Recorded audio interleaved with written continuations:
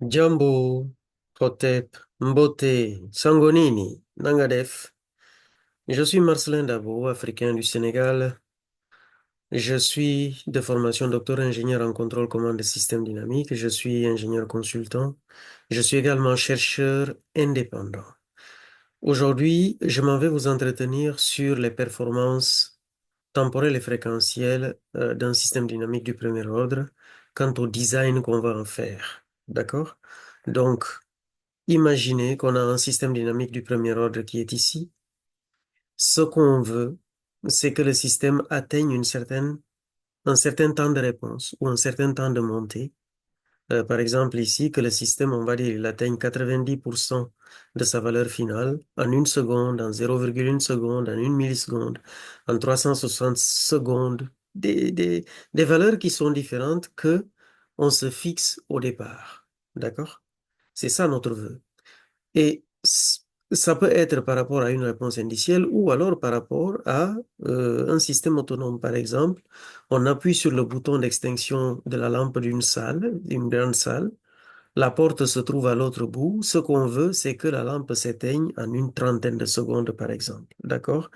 Donc, en 30 secondes, pour la décharge d'un condensateur, admettons, et qu'on puisse atteindre la valeur de 0 ampère qui circule ou que la tension au bord de la capa soit à 0 volts, par exemple. Et donc, je reviens sur ce que je disais. Rappelez-vous que nous avons parlé des systèmes du premier ordre lors des vidéos FRV1, FRV2, FRV3. J'ai parlé de la formule de l'isoconstante de temps par rapport à tout ce qui est temps de montée et temps de réponse. J'ai parlé également du critère d'identification d'un système dynamique du premier ordre que j'ai introduit en utilisant tout simplement un ratio spécifique de deux instants distincts de son régime transitoire, d'accord, correspondant à des pourcentages spécifiques définis. Et maintenant, quand nous partons de ces expressions-là, nous avons défini pour un système autonome un temps qu'on appelle le temps de réponse en fonction de la condition initiale, la constante de temps et du pourcentage relatif de la sortie relative au point d'équilibre. D'accord? Plutôt à la condition initiale. Et nous avons vu que dans le cadre d'une réponse indicielle, ce qui se passe, c'est qu'il y a une façon particulière de calculer ce pourcentage-là, qui est cette façon-ci, d'accord? En considérant toujours l'instant, la, la valeur du signal à l'origine, donc les conditions initiales de temps, conditions initiales de la variable, OK? Donc, si je reviens ici, nous calculons le temps de réponse. Là, nous regardons ce qu'on appelle le temps de montée, donc temps entre deux instants donnés. Et je vous propose en fait cette table-là, ok, qui va s'appuyer pour les deux dernières lignes sur ces relations que nous avons ici, qui sont des relations qui sont, oui, des relations qui lient la pulsation de coupure à la fréquence de coupure à travers cette formule, la pulsation de coupure à la constante de temps ou alors la fréquence de coupure à la constante de temps. Ok? Et donc ici, nous avons une table de design. Et cette table de design nous permet de fixer des valeurs de temps de réponse ou de temps de montée à atteindre. Si nous regardons sur la gauche de ces trois traits verticaux, nous voyons qu'il s'agit des temps ou de montée ou de descente en fonction entre deux pourcentages fixés de la valeur finale.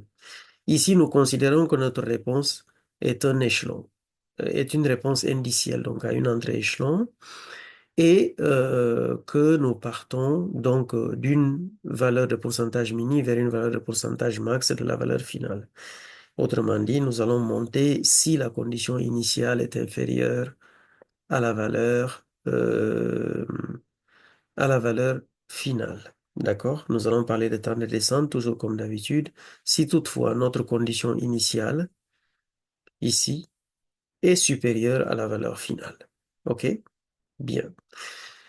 Et donc, là, nous parlons de temps de montée en partant directement de 0% à 99,9%, ou par exemple du 0% à 95% de la valeur finale. Donc, on considère qu'on commence à une valeur initiale de zéro et puis on tend vers l'équilibre. À ce moment-là, on a des valeurs qu'on connaît qui sont, par exemple, le temps de réponse à 95% qui vaut 3 fois la constante de temps, 63% qui vaut à peu près la constante de temps. Les valeurs auxquelles nous ne sommes pas habitués sont les autres, là. Par exemple, ici, à 99%, en général, en automatique, on prend souvent la valeur de 5 taux. D'accord? Maintenant, je suis là pour vous dire quoi? Pour vous dire que je veux designer un système dynamique, sachant que ses performances temporelles vont dépendre de sa constante de temps. D'accord? Donc, ce sont, comme vous pouvez le voir ici, des multiples de sa constante de temps.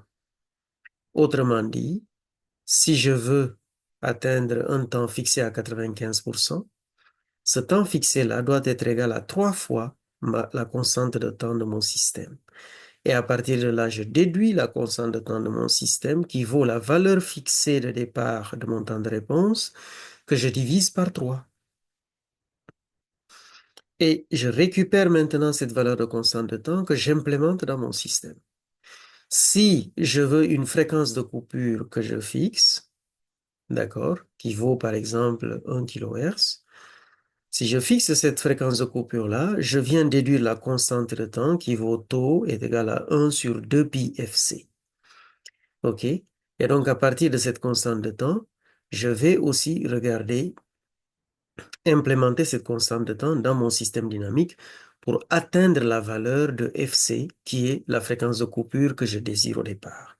Voici pourquoi j'ai parlé de design, et sachant que, d'ailleurs, la fréquence de coupure et la pulsation de coupure sont proportionnelles avec le rapport de proportion qui est de 2 pi, je parle de design temporel ou de design fréquentiel. D'accord? Tout simplement. Donc, nous allons passer ici aux exemples. Alors, il faut se rappeler que ici, là, c'est dans le cadre, j'ai donné ces pourcentages-là dans le cadre d'une réponse indicielle. Ça aurait pu être une réponse d'un système autonome, auquel cas, pour une condition initiale nulle, comme nous avons pu le voir ici, il aurait fallu prendre tout simplement le pourcentage que j'affiche et son complément à 100% ici, à savoir si j'ai par exemple du 80%, il faudrait prendre le temps de réponse à 20% parce que ce serait 1 moins 100 moins 80. D'accord? Donc on aurait eu ici, au lieu d'avoir du 0 à 80, c'est plutôt ce qu'on aurait dû avoir, c'est du 80 vers 0 parce qu'on aurait convergé vers 0. D'accord? Donc ça va être ici euh, plutôt du 100% ici, parce que c'est le complément à 100. 100 moins 0, ça fait 100.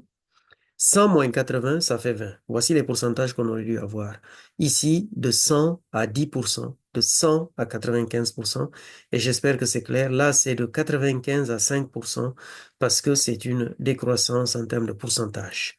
Même si on peut parler de temps de montée-descente aussi dans le cas d'un système autonome. Je vous invite maintenant à passer aux exemples. Donc, j'affiche toujours la table de design. Nous allons partir avec notre simulation à partir d'une valeur qui est à 80%. D'accord? Donc, l'idée, c'est quoi? Je veux un temps de réponse à 80%. Quelle constante de temps me faudra-t-il choisir pour respecter ce temps de réponse-là? Donc, pour ça, je fixe une valeur aléatoire ici. J'ai une entrée échelon. Donc, dans le cas d'une entrée échelon, je vais faire les simulations pour voir ce que ça va me donner. Est-ce que le temps de réponse que j'obtiens ici vérifie bien le temps de réponse de départ? Et quelle est la constante de temps que j'ai dû utiliser pour ceci? Donc, j'en suis là. OK. Et je viens chercher le temps de réponse à 80%.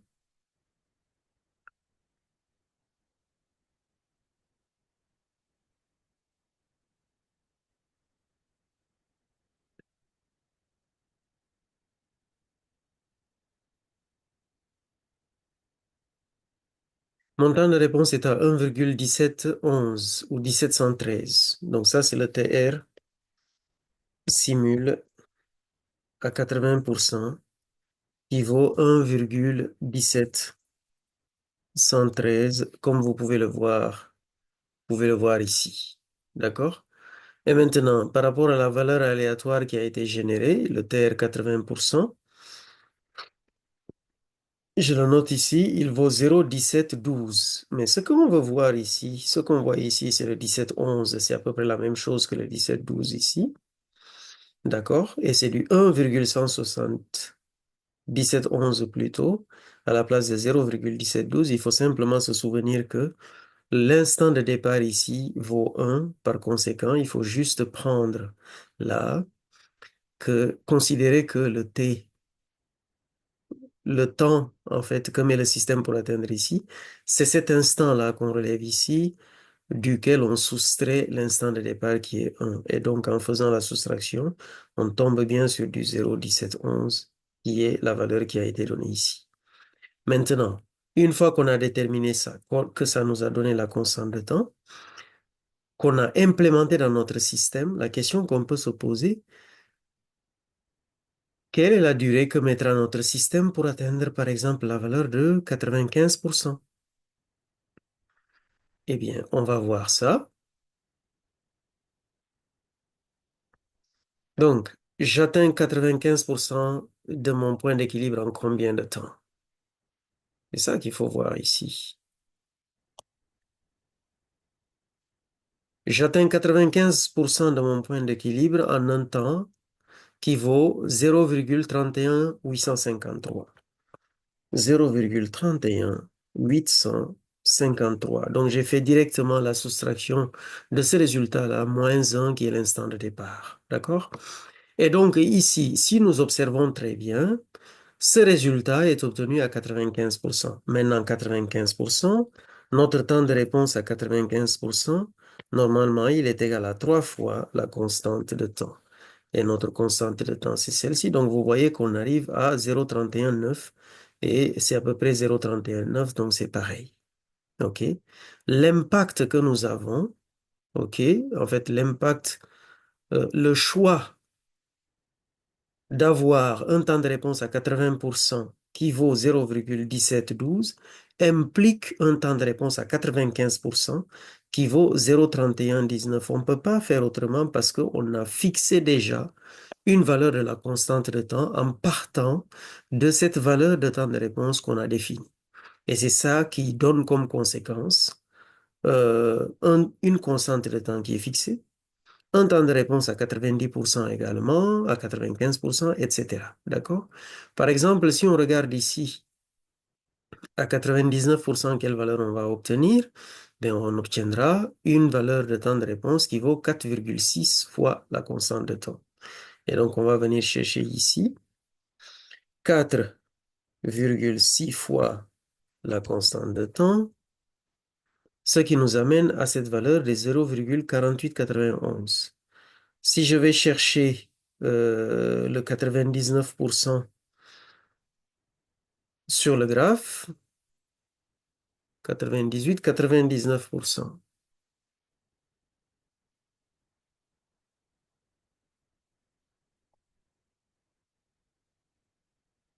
je vais obtenir la valeur de 0,48 et quelques comme calculé.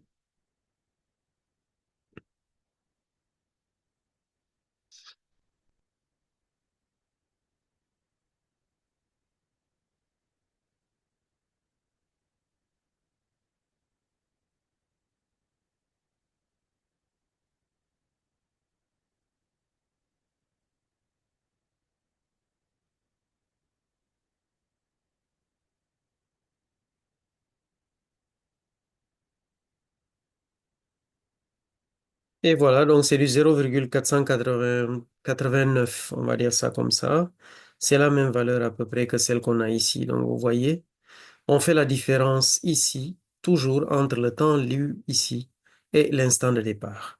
Donc ça, c'est par rapport au design à un pourcentage fixé de 80%. Maintenant, on se dit, Ça, c'est par rapport à la performance temporelle désirée. Nous pouvons faire la même chose en considérant que ici, ce que nous voulons, c'est un temps de réponse, allez, on va dire à 90%, parce qu'en général, c'est du 95% qui est utilisé. Donc, on peut prendre aussi le 90% et regarder ce qu'on obtient. OK? Donc, on part d'ici. J'ai dit qu'on prend du 90%. Et pour le 90%, il faut diviser par 2,3 pour avoir la constante de temps par rapport à ce qu'on appelle les performances temporelles. Donc ici,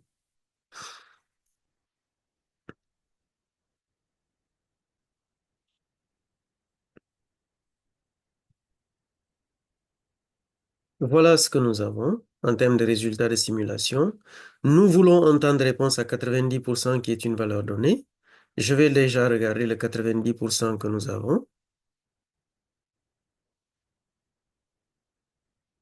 Et donc, en termes de temps de réponse ici,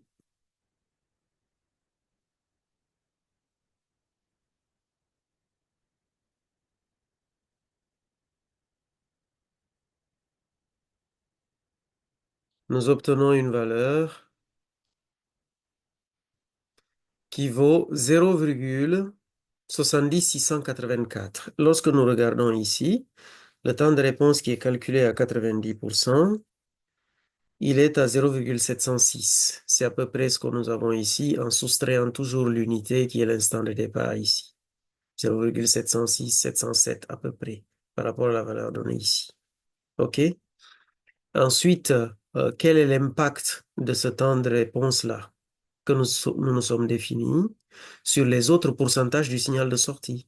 Parce que le temps de réponse que nous avons choisi implique une constante de temps, et cette constante de temps va impliquer d'avoir, par exemple, on va dire 95%, trois fois la constante de temps qui a été calculée, que nous verrons en faisant tout simplement trois fois la constante de temps. 0,9209 pour atteindre 95%. 95% de notre système, de la réponse, de la valeur finale de notre système, ou alors du point d'équilibre.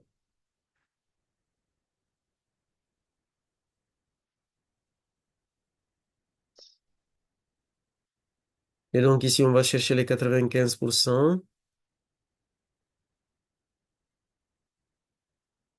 Là, vous voyez que même si on se limite à deux chiffres après la virgule, on a déjà du 0,92 ici.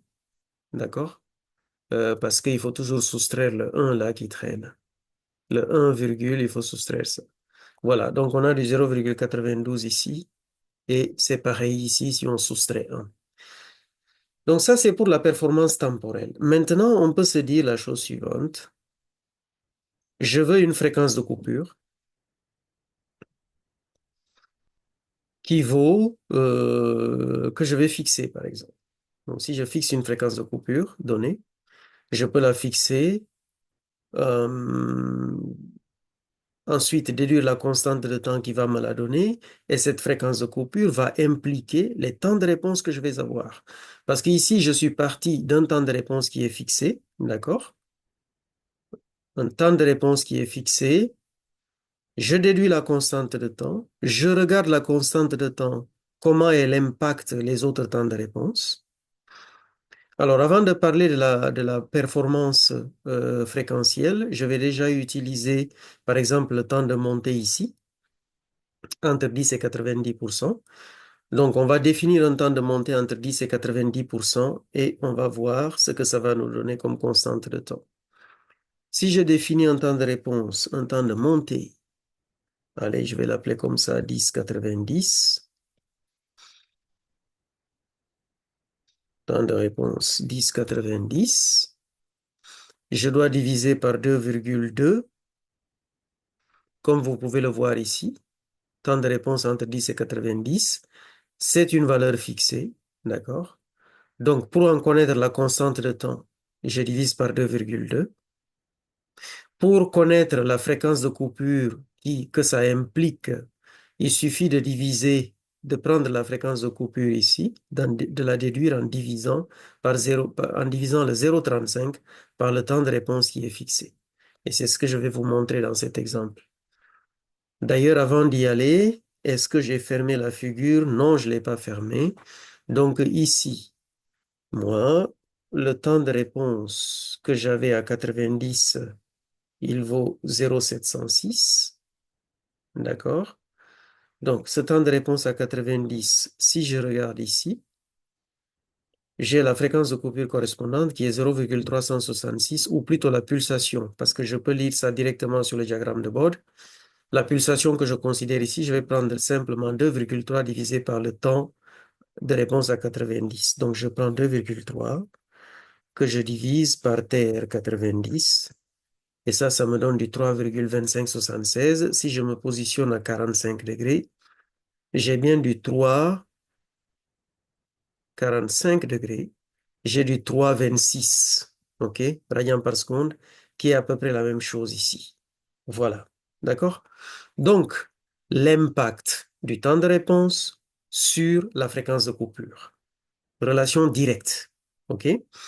Parce que je peux être en train de concevoir un filtre, hein. Je prends maintenant la fréquence de coupure du filtre, je fais le travail, c'est ce que nous allons voir, ou alors je suis en train de concevoir un système dynamique avec son temps de réponse, mais il faut avoir en tête comment ce système dynamique-là, d'un point de vue de sa réponse, de son temps de réponse, va venir impacter notre système, va venir impacter la fréquence de coupure de notre système. Quelle sera la valeur de la fréquence de coupure? Ça, c'est très important. OK? Pour ne pas perdre de vue l'aspect fréquentiel. Et vous voyez qu'en partant simplement des données temporelles, on peut arriver aisément aux données fréquentielles sans pour autant aller chercher euh, une analyse fréquentielle à proprement parler. D'accord? Maintenant, je reviens ici. Donc, j'ai parlé du temps de montée entre 10 et 90%. 2,2 fois la constante de temps. Lorsque j'arrive ici, OK, là, je dois diviser par 2,2 fois la constante de temps entre 10 et 90. À partir de là, je vais déduire la constante de temps que je vais implémenter dans mon système et que je vais simuler. Donc, je lance la simulation comme d'habitude, ça s'exécute ici. Je récupère les données et je trace ma courbe. D'accord? Et donc, une fois que j'ai tracé, la valeur aléatoire a été générée. Je viens chercher ici mon transitoire. Alors, je regarde entre 10 et 90% ce que ça va me donner. Donc, je me positionne ici dans un premier temps. Là, je vais chercher le 10%. Je suis à peu près à 10% ici. Je vais chercher le 90%. Bon. Euh, voilà. Donc, je repars vers le 10%.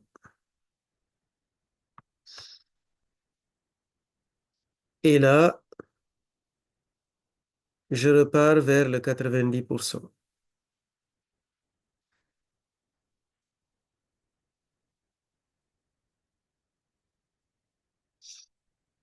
Donc, toujours avec l'instant de départ qui est à 1, je vais chercher le temps correspondant entre 10 et 90% qui a été calculé et ça vaut, qui vient de la simulation plutôt. Ça me donne la différence entre ces deux-là. Donc, vous allez voir que le temps de montée-descente n'introduit pas parce que les valeurs s'annulent, hein. Le temps de montée-descente ne va pas, on ne prendra pas en compte l'instant de départ. Il suffit, pour faire ce calcul-là, il suffira tout simplement d'aller chercher la différence entre ces deux temps-là. Donc, je fais 1,03332 moins 1,00153. Et ça me donne une valeur de 0,0318. Et si je viens chercher la valeur ici, de temps de réponse calculé de façon aléatoire, c'est exactement la même valeur que je trouve ici. D'accord? Donc ça me permet de voir clairement que la valeur que j'attendais en termes de temps de réponse, en termes de temps de montée entre 10 et 90%, c'est exactement ce que j'obtiens. Et donc, quelle est la constante de temps qui me permet d'avoir cette valeur-là? C'est de 0,0145 que je calcule à partir d'ici, d'accord? Et dont le A1 vaut le taux D ici, qui a été défini à partir de là. Et donc, toutes ces valeurs, on les calcule à partir de ce tableau-là. Donc, nous sommes dans cette colonne-ci, d'accord? Et nous pouvons aisément calculer et vérifier après, en termes de temps de réponse, ce que nous obtenons à 98% par exemple du point d'équilibre. Et je vais le faire. Donc, le temps de réponse à 98%, il suffit de multiplier taux par 3,912. Ça me donne 0,0566. Donc, si je vérifie sur la courbe, je devrais avoir 1,0566. 98%. Ok, je tire ça et je vais chercher mon 98%. Vous voyez que je suis bien à 1,056, 0,566, d'accord? Donc la valeur que j'obtiens ici, c'est elle qui était bien escomptée et on fait pareil pour les autres. Maintenant, passons à tout ce qui est design d'un point de vue fréquentiel. Je fais un filtre, je veux une fréquence de coupure qui vaut FC est égale à 1 kHz. OK? Donc le FC maintenant. Le TR ne compte plus, maintenant c'est le FC. Je ne vais pas prendre une valeur aléatoire, je vais prendre 1 kHz. D'accord? Et donc si le FC vaut 1 kHz, ben, que vaudra la constante de temps? Pour moi, la constante de temps, elle vaudra tau est égal à 1 divisé par 2 fois pi fois FC. OK? Et donc,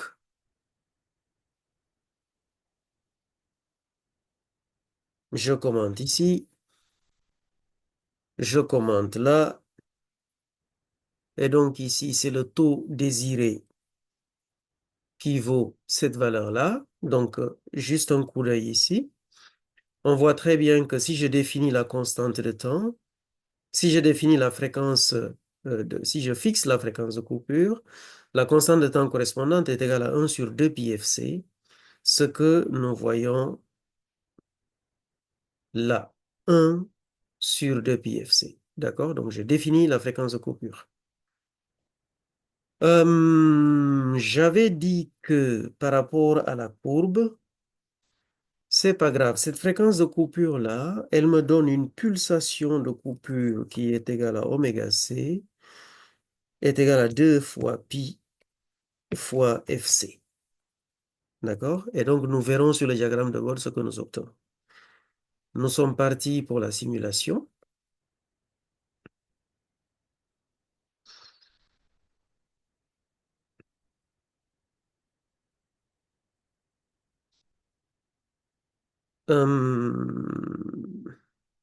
Alors, donc, en termes de simulation, voici le résultat que nous obtenons. Je vais essayer de faire en sorte qu'on puisse voir plus clairement.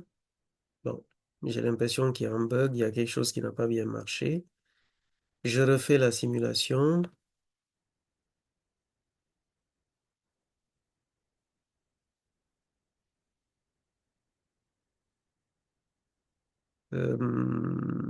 Je n'ai pas quelque chose qui est top ici. C'est par rapport, je ne sais pas trop à quoi. Le FC ici, est-ce que si je le baisse, ça va faire l'affaire? Juste ça. Est-ce que si je le baisse, ça va faire l'affaire ou pas? Je ne veux pas trop aller fouiller, aller regarder. des choses par rapport à la durée de la simulation. Là, OK. Bon. Je pense que ça peut être suffisant. Moi, je veux une pulsation de coupure. Ici, j'ai la fréquence de coupure qui est à 100 Hz. La pulsation de coupure oméga C, elle vaut combien? Elle vaut 628,3. Si je viens ici et que je me positionne à moins 45 degrés, c'est le zoom que j'ai activé. Je me positionne à du moins 45 degrés. J'obtiens le 628 radians par seconde qui est exactement ici. D'accord? Donc, je fais le zoom global ici. Le 628, je l'obtiens. Quelle constante de temps j'ai dû utiliser correspondante à celle-ci? La constante de temps est de 0,016. 0,0016. Et donc, je peux me positionner à du 63% pour avoir quelque chose.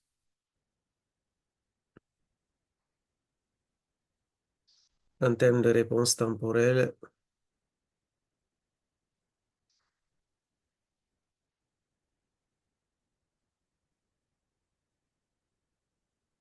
on va zoomer ici. OK. Et donc là, je viens reprendre ceci. Je vais chercher le 63% à peu près.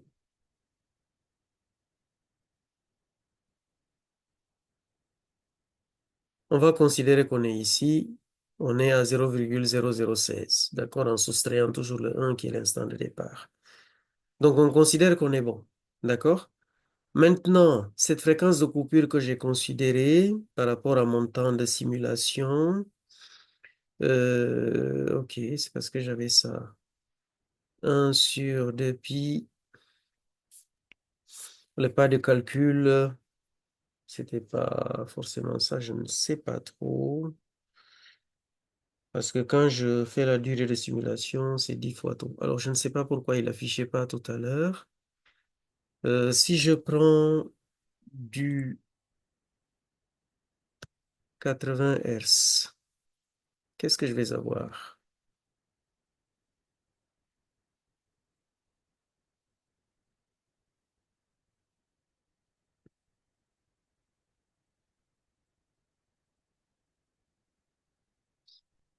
J'ai toujours quelque chose qui s'arrête plutôt. Je ne sais pas encore le pourquoi. D'accord? Eh bien, je pense que l'exemple que je vous ai montré tantôt vous permet de voir clairement que la fréquence de coupure est à 80 Hz parce que cette fréquence de coupure-là correspond bien à oméga C que j'obtiens ici qui vaut 502,65. Si je viens me positionner là, toujours à moins 45, j'obtiens le 503 que vous voyez ici. D'accord? Bien. Donc, pour ne pas trop tirer en longueur, j'aurais souhaité vous montrer d'autres choses. Alors, je vais considérer ici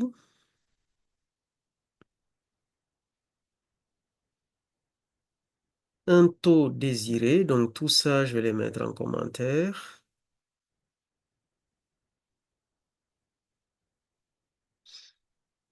Je vais partir avec un point d'équilibre qui vaut 1,2.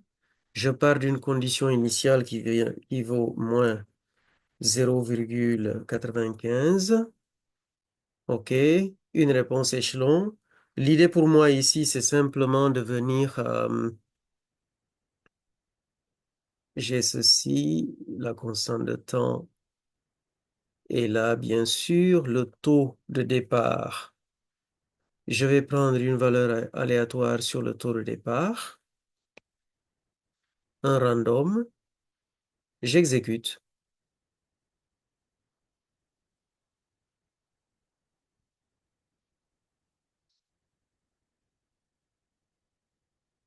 Et à l'exécution, qu'est-ce que j'obtiens? J'obtiens ceci. Donc, rappelez-vous que par rapport aux différentes choses qu'on a eu à faire, on a vu le temps de réponse, les formules de l'isoconstante de temps. Ça veut dire que sur une position donnée comme ça, je peux calculer la constante de temps. Je connais l'instant de départ ici. D'accord? Donc, par rapport à cette formule-ci,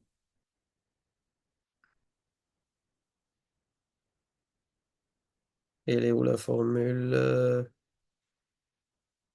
Isoconstante de temps. Par rapport à cette formule-ci, d'accord, je vais calculer la constante de temps que j'ai. Je vais déduire la constante de temps que j'ai, d'accord? Et cette constante de temps, on va après la vérifier. Donc, c'est TI est égal à TD moins taux ln de gamma. Donc, ça veut dire que le taux est égal à TI moins TD sur moins log népérien de gamma. Donc, je considère ici, je suis à cette position-là. Ici, j'ai une réponse de mon système autonome parce que j'ai 0, je me suis écarté de ma position d'équilibre. Donc, je suis à moins 0,95, qui est la condition initiale. Et donc, je dis que le taux calque est égal au temps. Ici, là, à cette position, le temps, il vaut 0,31644. 0,31644 moins le temps de départ qui vaut 0, que je divise par moins logarithme, logarithme de la valeur là, qui est le moins 0,303009, que vous voyez ici, et que je divise par la condition initiale qui est là, qui est à moins 0,95. Je divise par moins 0,95. Les deux signes moins étant là, pour éviter les bugs de calcul, ça donne un plus. Je fais ça, ça me donne 0,2769. Par conséquent, le taux que j'ai calculé au départ, vous voyez que c'est la même valeur. Donc ça, c'est la formule de l'isoconstante de temps à partir de cette réponse-là. J'aurais pu aussi me positionner ici, d'accord? Me positionner un deuxième là, OK? Et faire les calculs. Donc, je vous laisse faire cet exercice-là. Vous pouvez faire, vous avez vu les valeurs. Vous avez vu comment j'ai fait pour la première. Il suffit tout simplement, dans le déroulé de la vidéo après, de faire une pause, d'utiliser cette formule-ci, d'accord, pour déduire la constante de temps. OK? Donc, le pourcentage, vous savez comment calculer ça, hein. Euh, Regardez. Donc, on va prendre taux. Taux calque est égal à taux calque, je vais l'appeler taux calque 1. OK, il est égal à, je mets les parenthèses, le deuxième temps moins le premier temps. Le deuxième temps, il vaut, je n'oublie pas le signe moins hein, qui est devant par rapport à la formule que vous pouvez voir ici.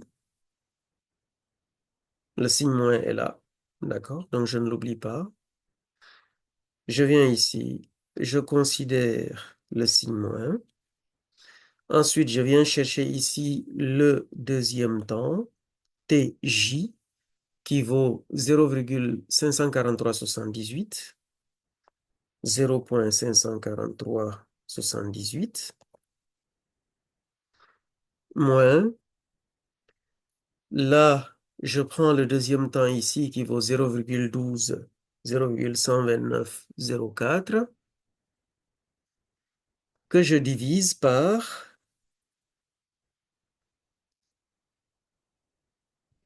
log de A moins log de B, c'est log de A sur B. Donc, je vais faire log de du premier pourcentage que divise le deuxième pourcentage. Ok. Donc, le premier pourcentage, qui est le J, ici, ça va être du moins 0,133328.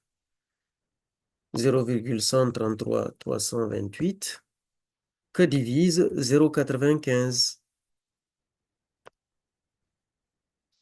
Alors, comme les deux ont le même signe moins,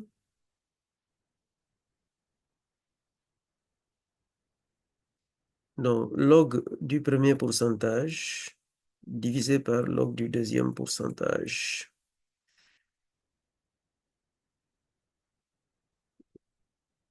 Je fais un peu vite, alors il y a des risques d'erreur. Donc, logarithme de gamma j sur gamma i.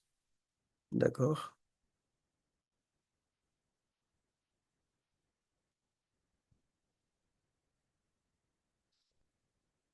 Donc, le gamma I, son Y, il vaut 0,596,145. 0,596,145 divisé par 0,95. Et la constante de temps est ici. C'est bien la valeur que nous avons calculée. D'accord? Donc ça, c'est en utilisant la formule de l'isoconstante de temps. Ce que vous pouvez faire, c'est que je vous positionne les données ici, par exemple. Vous pouvez utiliser la formule de l'isoconstante de temps dans ce cas-là pour calculer. N'oubliez pas une chose qui est très importante ici. Le pourcentage se calcule de cette façon-là et non pas de cette façon-là parce que la condition initiale ici n'est pas nulle. La condition initiale ici, elle est donnée, comme vous pouvez le voir sur le graphe. Elle vaut cette condition initiale ici, au moment où on démarre cette réponse, elle vaut y est égal à moins 0,0258 ici. D'accord? Ça, c'est la valeur de la condition initiale. Donc, je la laisse là. Je vous prends une autre valeur qui est ici. Vous déterminez le pourcentage que vous voulez, vous en déduisez la constante de temps. Et je peux vous mettre un troisième euh, curseur ici, un quatrième curseur ici. Et puis, à partir de là, vous pourrez faire vos calculs par rapport au pourcentage que vous voulez. Donc là, c'est le pourcentage de la condition initiale. Vous pouvez utiliser la formule de l'isoconstante de temps pour recalculer la constante de temps ici, ou là, ou là, ou là, ou utiliser la formule du temps de montée qui est ici, ou du temps de descente, elle est là, là, la formule, ou alors vous pouvez la voir ici, et vous faites le calcul. Je vous remercie beaucoup. Nagadi si bos ciu, mangilendi garambu bah bah. Hein? Donc, c'est ce que ça veut dire. Le remerciement, tout simplement, en langue créole de Guinée-Bissau, de Casamance, et puis en langue Wolof de l'Afrique de l'Ouest. Et puis, je vous dis à très, très, très bientôt pour d'autres vidéos. Au plaisir de vous revoir bientôt. Hein? Bientôt. Très, très bientôt. Ciao, ciao.